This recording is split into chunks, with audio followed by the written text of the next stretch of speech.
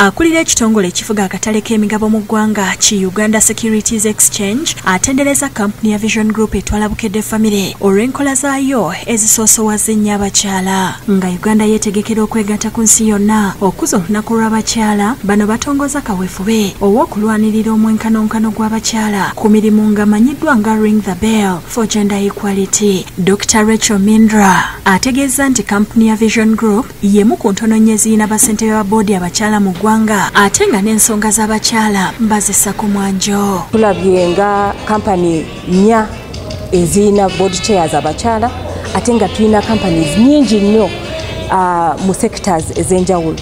Kati kyetugamba nti buli sector etandika okutunuulira abakazi kubanga waliwo abakazi abalina ebipapula experience ne skills abasajja nabo bibayina. Kati tutandika okubeera deliberate mu sectors zonna. Akulira kampuni ya Vision Group Don Wanyama yeeyamye okwongera okulwanirira obwenkanya mu bakyala mu kampuni gy'akulembera. To just emphasize the fact that as a media house we are going to be very deliberate after signing onto this charter about mainstreaming the subject of gender equality. That's very, very important. Ategeezezza nti kampuni ya Vision Group tekoma kusoosowaza abakyala kyokka wabula ebasa ne mu bifo eby'enkizo. I did mention that our primary business is the media business and the leader of that media business unit is a lady and we're very proud of her, Mrs. Barbara Kaija. You might be knowing her. But we're also very aggressive business people. And again, our business unit, sales unit is headed by a lady, Mrs. Hope Nwagaba.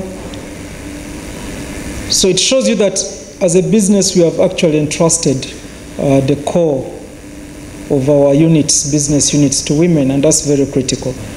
In-house, working with certain stakeholders, we've had deliberate training programs to support our women employees. Ono yeegase ku bitongole nga umeme ne National Insurance Company okussa omukono ku ndagaano kwe bakkaanyiriza okulwanirira obwenkanya mu bakyala eyabagiddwa ekitongole ky'ensi yonna eky'abakyala ekimanyiddwa nga UN Women. Adekemi Ndeili akola nga ssenkulu wa UN Women mu Uganda alabudde nti okukuumira abakyala emabega kye kimu ku biremeseza ebyenfuna by'ensi okukula.